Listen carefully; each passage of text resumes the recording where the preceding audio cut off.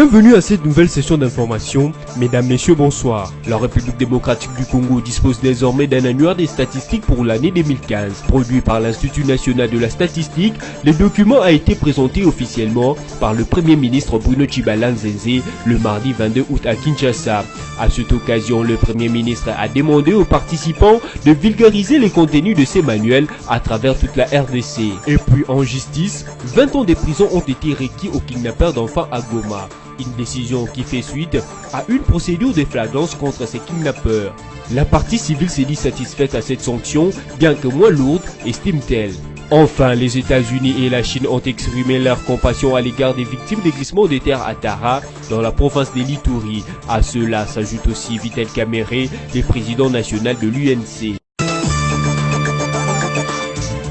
Le Premier ministre Bruno Tshibala a présenté ce mardi 22 août un annuaire statistique 2015 de la République démocratique du Congo, produit par l'Institut national de statistique avec l'appui financier du gouvernement, de la Banque mondiale et de la Banque africaine de développement.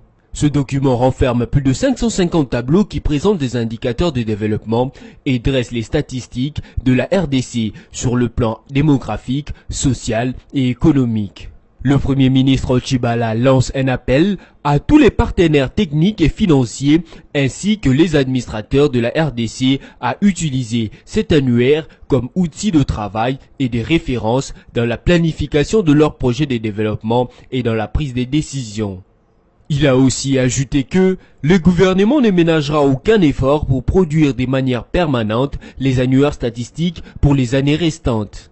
Bruno Tshibala a enfin invité son auditoire à vulgariser les informations contenues dans ce document. Après l'éboulement et glissement des terrains causés par l'averse qui s'est abattue dans les villages de Tara dans la province de l'Ituri, causant près d'une centaine de morts et disparus, plusieurs messages de condoléances et de compassion sont adressés aux familles des victimes. L'ambassade des États-Unis à Kinshasa a adressé ses condoléances à ces familles dans un communiqué rendu public le mardi 22 août dernier. Le président chinois Xi Jinping, de son côté, s'est dit profondément touché par ce catastrophe qui frappe actuellement les pays africains, en particulier la République démocratique du Congo. Le président national de l'Union pour la nation congolaise UNC, Vital Kamerhe, a également adressé ses condoléances à tous les Ituriens et il invite les gouvernements à réagir face à ce drame en assistant les familles des victimes ainsi que les rescapés. Notez que la situation humanitaire dans ce coin du pays demeure préoccupante selon les sources locales et nécessite une réelle implication de la part du gouvernement. 20 ans de prison ferme avec arrestation immédiate et paiement de 30 000 $ américains, c'est la sanction requise aux kidnappeurs d'enfants à Goma dans la province de Nord Kivu. Rendu le mardi 20 août 2017 par le tribunal des grandes instances de Goma, cette décision fait suite à une procédure de flagrance contre les kidnappeurs d'enfants à Goma, dont les derniers en date est Laurent Akonkwa, un enfant de 5 ans kidnappé depuis mercredi 16 août 2017. Ses ravisseurs, dont Dalton Ndabara, un motard, Dounia Ndabara et Dounia Safira, ont ainsi été condamnés par la justice. La partie civile s'est dit satisfaite de cette sanction, bien que moins lourde selon elle.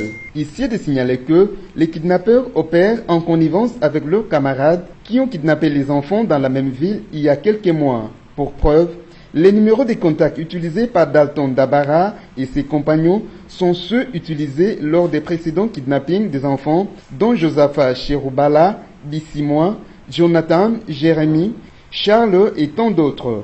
La partie civile a fait savoir qu'un autre prévenu, cette fois-ci le plus dangereux, est en fuite. Les forces de l'ordre sont à sa poursuite pour le retrouver et le juger. 15 personnes sont mortes dans un accident de circulation qui s'est produit ce mardi 22 août aux environs de 9 h locales à Bukaman dans la province d'Iolomami. D'après Venas Mutombo, ministre provincial de l'Intérieur, ce bilan est encore provisoire. S'agissant des causes de l'accident, il a précisé que ce drame serait produit suite à l'excès de vitesse de la part du conducteur. Il faudra noter que cet accident est celui d'un camion en provenance d'Mbujimai, dans le Kasaï oriental, et qui s'est dirigé à Lubumbashi, chef-lieu de la province du Haut-Katanga. Cet accident a eu lieu à 7 km du village de Bukaman, en provenance de Olomami. Des femmes et des jeunes garçons sont comptés parmi les morts. L'on a aussi signalé plusieurs blessés dans cet accident. À en croire le ministre provincial de l'Intérieur, cité par la radio Okapi, les blessés graves devaient être transférés à l'hôpital de Luena et les blessés légers à Bukama. 2 policiers ont été tués par balle la nuit du mardi au mercredi 23 août 2017 à Rochebourg dans le groupement des Bachili, Kaébé, en chefferie des Bachili dans le Nord Kivu. Il s'agit du capitaine Albert qui était chargé des renseignements du groupe mobile d'intervention GEMI et son adjoint. Ces 2 policiers revenaient d'une mission de service à Goma, renseigne une source policière. Ils sont alors tombés dans une embuscade tendue par 2 hommes armés non identifiés. Le capitaine Albert a tiré sa révérence en route lorsqu'il était acheminé à l'hôpital général de Mouesso, tandis que son adjoint est mort sur le champ. La PNC Nord Kivu dit être à la recherche de ces bandits qui sèment la terreur au sein de la population et promet de les traduire en justice dès que possible. Rappelons que cette zone de Massissi est minée par l'insécurité, sémée par les groupes armés qui sont jusque-là pourchassés par les FARDC. La Fédération congolaise de football association, FECOFA en sigle, a préventivement suspendu Mouini Zaira, sélectionnaire des léopards locaux et tout son staff technique, quelques jours après l'élimination de leur équipe par les Diables Rouges locaux du Congo-Brazzaville.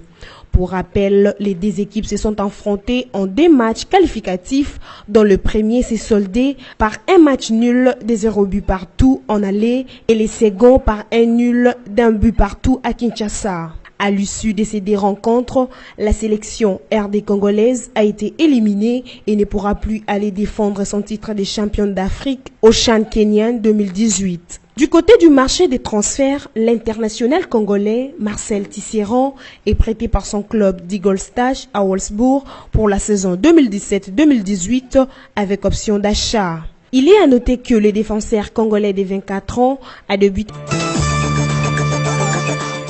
Le rappel de titre, la République démocratique du Congo dispose désormais d'un annuaire des statistiques pour l'année 2015. Produit par l'Institut national de la statistique, le document a été présenté officiellement par le Premier ministre Bruno Tshibala Nzenze le mardi 22 août à Kinshasa. À cette occasion, le Premier ministre a demandé aux participants de vulgariser les contenus de ces manuels à travers toute la RDC. Et puis en justice, 20 ans de prison ont été requis aux kidnappeurs d'enfants à Goma. Une décision qui fait suite à une procédure de flagrance contre ces kidnappeurs. La partie civile s'est dit satisfaite à cette sanction, bien que moins lourde, estime-t-elle. Enfin, les États-Unis et la Chine ont exprimé leur compassion à l'égard des victimes des glissements de terre à Tara, dans la province de l'Ituri. À cela s'ajoute aussi Vital Kamerhe, le président national de l'UNC. Ainsi prend fin cette session d'information. Bonne soirée chez vous.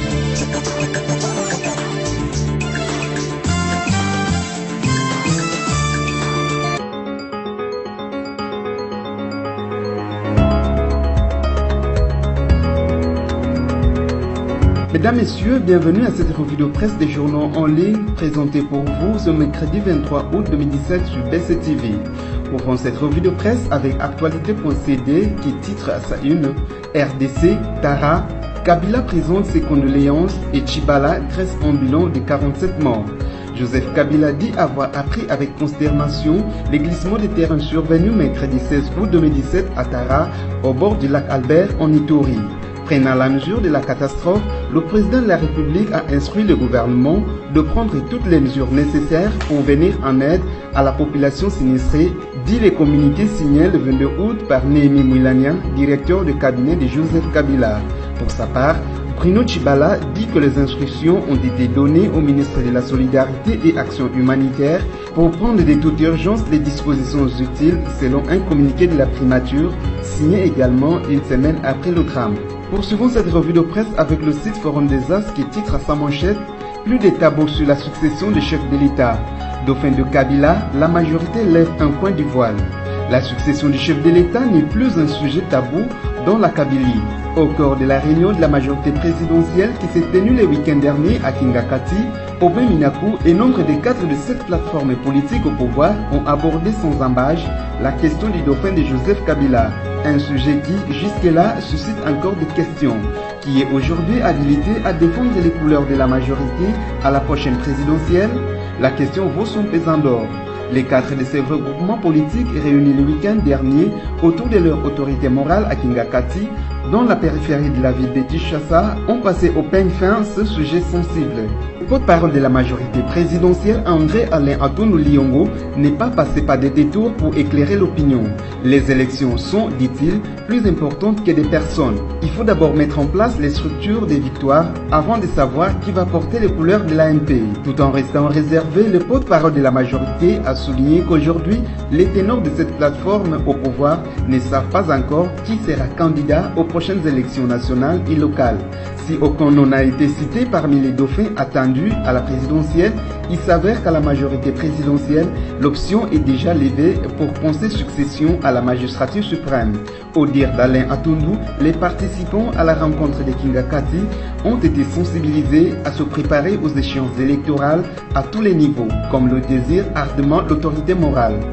Bouclons cette revue de presse avec le site okapi.net qui titre RDC, début des campagnes électorales pour l'élection partielle des gouverneurs. La campagne électorale pour l'élection partielle des gouverneurs et vice-gouverneurs a débuté mardi 22 août dans les provinces de la RDC où des vacances ont été constatées.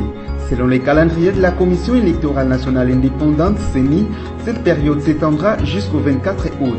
L'élection proprement dite interviendra samedi 26 août d'après les chronogrammes de la CENI. Conformément au calendrier de la commission électorale, les assemblées provinciales ont ainsi ouvert leur session extraordinaire. Elles s'étendront du 21 au 30 août. Ces sessions se consacrent exclusivement à l'élection des gouverneurs et leurs vice-gouverneurs. Au Sud Kivu, par exemple, 7 candidats en liste tenteront de convaincre les élus provinciaux à travers leur projet de société. Le gouverneur élu remplacera Marcelin Chisambo qui a démissionné de ses postes en juillet dernier. C'est la fin de cette revue de presse. Merci à vous qui l'avez suivi.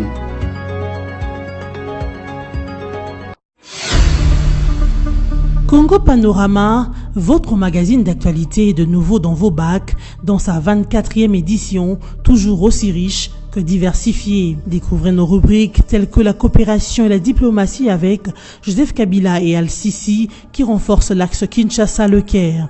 La CIRGL fait bloc avec Kinshasa contre le terrorisme et les groupes armés. Économie et finances, le FPI cimente son partenariat avec la FEC. Henri Avmoulang stimule les opérateurs économiques de l'Est. Société, premières opérations à cœur ouvert réussies à Kinshasa. Sonas, Carole Aguito loue les efforts du personnel féminin. Congo Panorama, c'est surtout la une. Kabila pacifie le Kasaï. Votre magazine revient sur toute la tournée du chef de l'État dans le Kasaï pour la consolidation de la paix et le reconfort des populations éplorées. Découvrez également notre dossier élections. Élections, c'est parti. Ou encore les avis encourageants de l'OIF sur la CENI. Kabila droit dans ses bottes. Infrastructure, la voirie de Kinshasa en pleine cure de réhabilitation avec l'OVD qui fluidifie la circulation et la CGT à fond sur les grands axes. En politique, élections apaisées, le garant s'est assumé. Joseph Kabila, les élections auront bel et bien lieu. Enfin, l'éditorial de Congo Panorama 24 avec Yvo Ramazani. Il a palpé. L'éditorialiste revisite le parcours pacificateur du président de la République et constate qu'à chaque menace contre la paix, il s'est toujours rendu à la rencontre des populations pour écouter et apporter des solutions. Et la situation au Kasaï n'a pas fait exception. Congo Panorama, s'investir pour un Congo émergent. Congo Panorama, toute l'actualité à votre portée.